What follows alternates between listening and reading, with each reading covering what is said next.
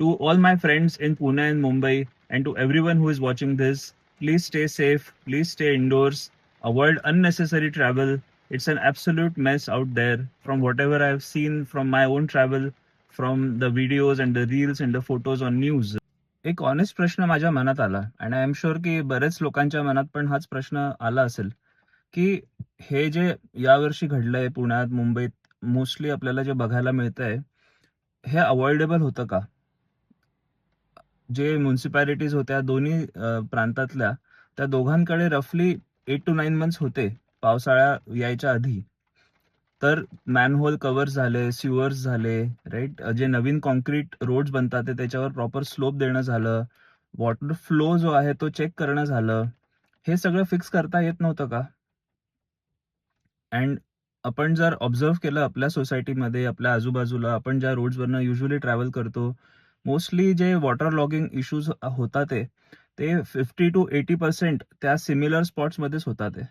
So they could have bin identified, they could have bin fixed.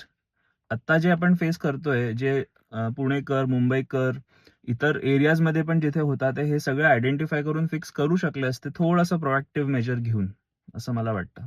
Having said this, I want to give a big thank you to all those working in the traffic police, to all those working in the hospitals, banks, emergency services, जे frontline मध्ये काम करतात ते sanitation workers आहेत, health officials आहेत, all those who are working incessantly right during the rains, सगळे who are working neck deep in work, waist deep in to the rains, just to clear out the debris, to help untangle the traffic.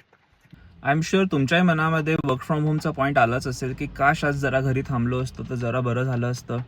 But the duty called and you decided to show up, you chose to show up even when it was raining so heavily right सगळ्या ठिकाणी.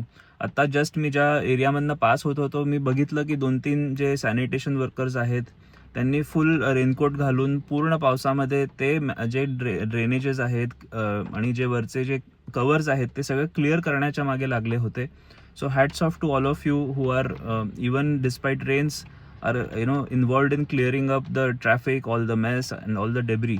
So thank you so much once again. Hats off.